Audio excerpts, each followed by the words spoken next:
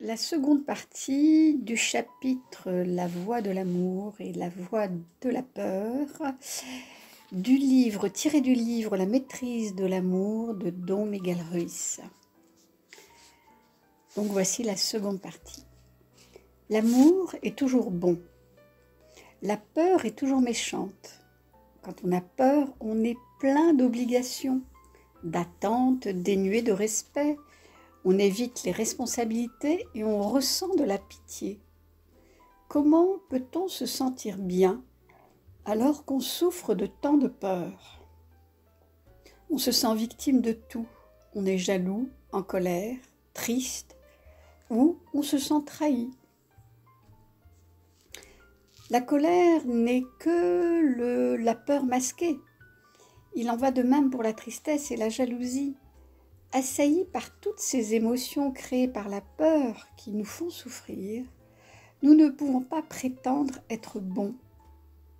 Si on ne se sent pas bien, si on n'est pas heureux, comment être bon? Lorsque vous êtes dans la voie de l'amour, vous n'avez ni obligation ni attente.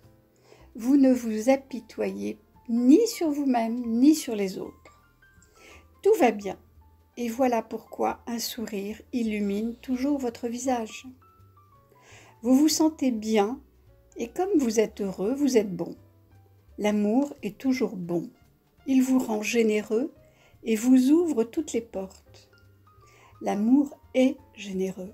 La peur est égoïste. Pour elle, il n'existe que moi. L'égoïsme ferme toutes les portes. L'amour est inconditionnel. La peur est pleine de conditions.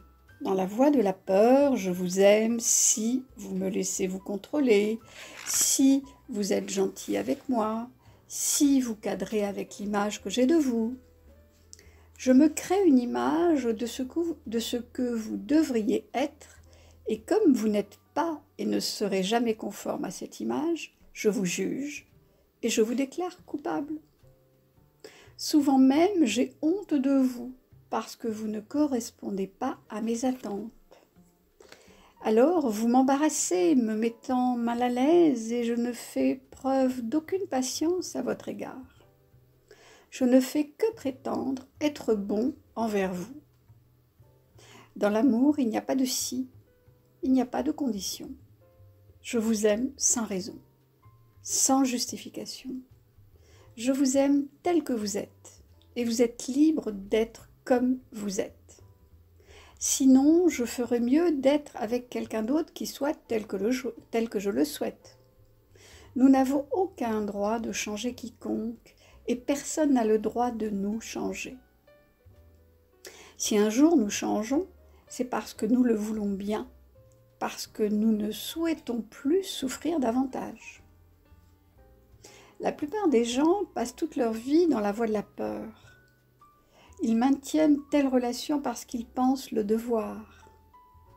Ils ont de nombreuses attentes vis-à-vis de leur partenaire et d'eux-mêmes.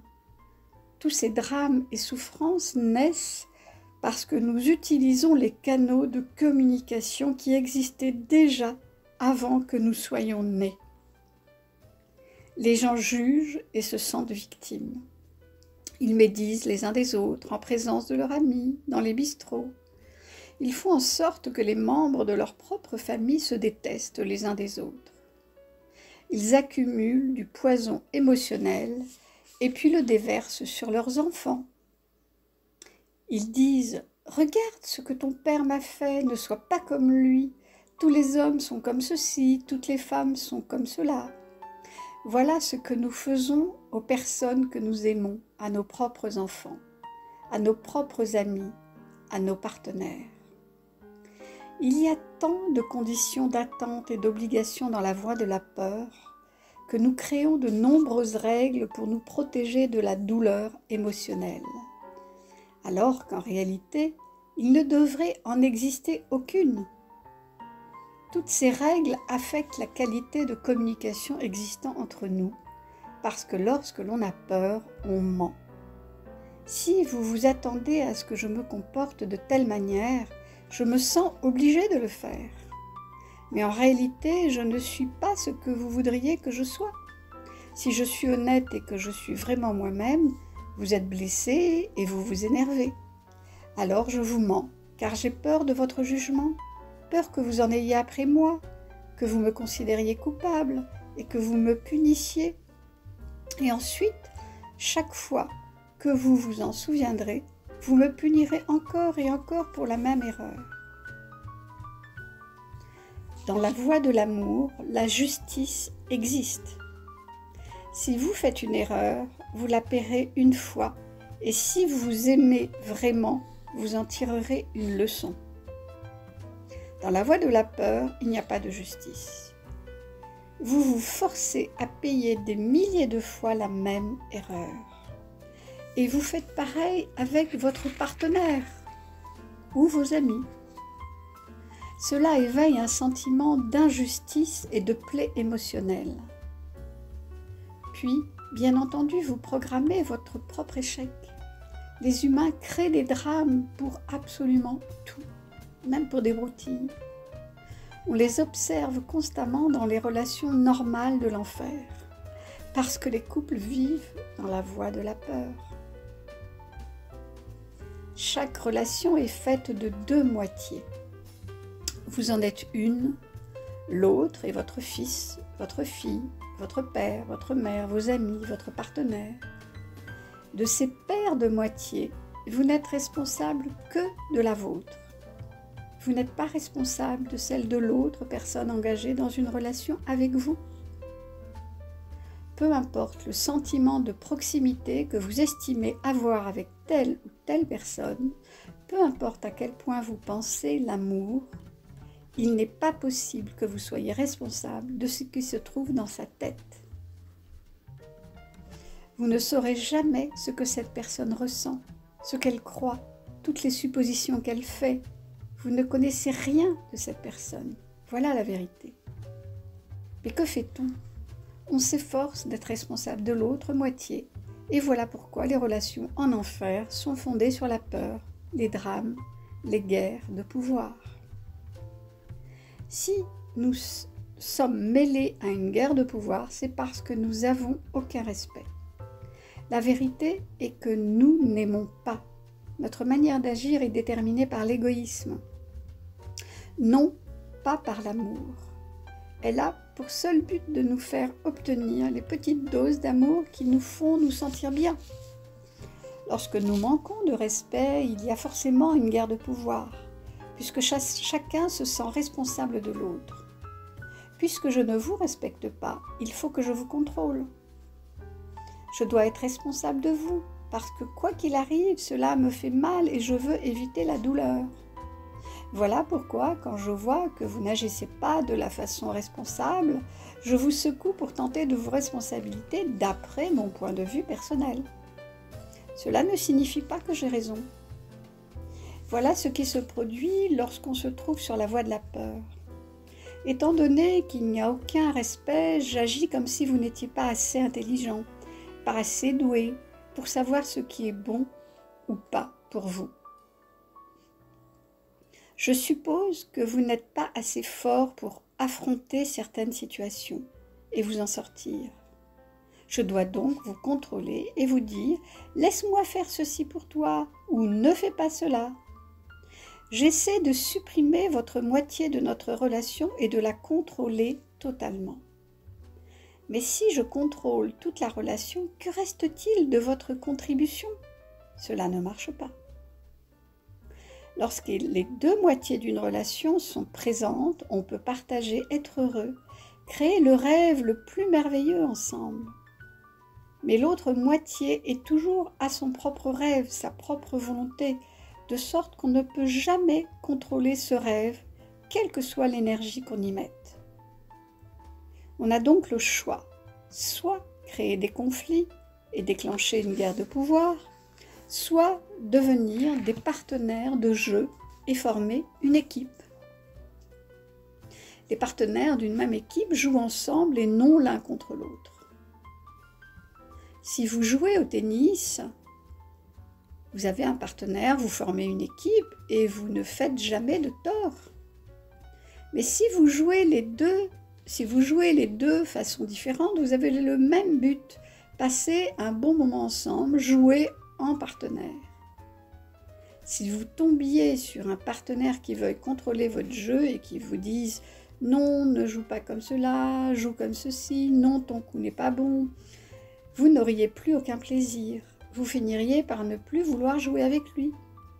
Au lieu de former une équipe avec vous, ce partenaire tenterait de contrôler votre façon de jouer.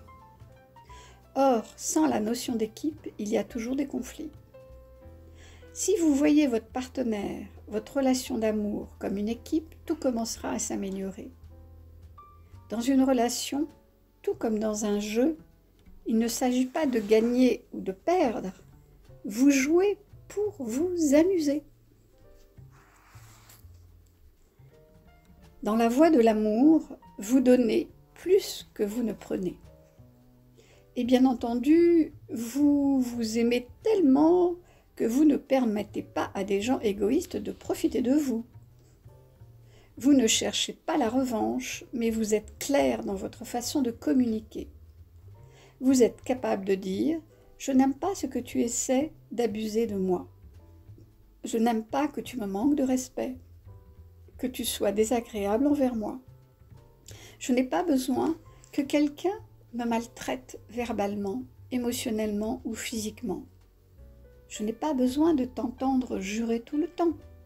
Je ne suis pas meilleure que toi, mais j'aime la beauté, j'aime rire et m'amuser. J'aime aimer. Ce n'est pas que je sois égoïste, mais je n'ai pas besoin d'une grosse victime à côté de moi. Cela ne veut pas dire que je ne t'aime pas, mais je ne suis pas responsable de ton rêve.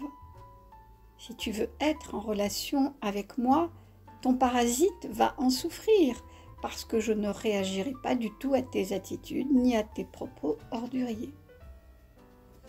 Agir ainsi n'est pas égoïste, c'est une preuve d'amour envers soi. L'égoïsme, la volonté de contrôler et la peur rompront presque toutes les relations. La générosité, la liberté et l'amour créeront les plus belles relations. Ce sont des romances sans fin. La maîtrise d'une relation ne concerne que vous. La première étape est de comprendre que chacun rêve son propre rêve. Sachant cela, vous pouvez être responsable de votre moitié de la relation, c'est-à-dire de vous-même. Si vous savez que vous n'êtes responsable que de cette moitié, il est facile de la contrôler. Le contrôle de l'autre moitié ne vous revient pas. Si nous faisons preuve de respect, nous savons que notre partenaire, notre ami, notre fils ou notre mère sont totalement responsables de leur propre moitié de la relation que nous avons avec eux. Si nous respectons les autres moitiés, nos relations resteront toujours empreintes de paix. Il n'y aura pas de guerre. Puis, si vous savez ce que sont l'amour et la peur, vous pouvez devenir conscient de la façon dont vous communiquez votre rêve aux autres. La qualité de votre communication dépend des choix faits à chaque instant, selon que vous réglez votre corps émotionnel sur la fréquence de l'amour ou de la peur. Si vous constatez que vous êtes dans la voie de la peur, cette simple prise de conscience peut transférer votre attention sur la voie de l'amour. Rien qu'en voyant où vous êtes et en modifiant votre attention, tout changera autour de vous. Enfin, vous deviendrez conscient que personne ne peut vous rendre heureux et que le bonheur provient de l'amour que vous exprimez. C'est là la plus grande maîtrise des Toltecs, la maîtrise de l'amour. On peut parler d'amour et écrire des milliers de livres à ce sujet, mais l'amour est différent pour chacun de nous parce qu'il doit être vécu.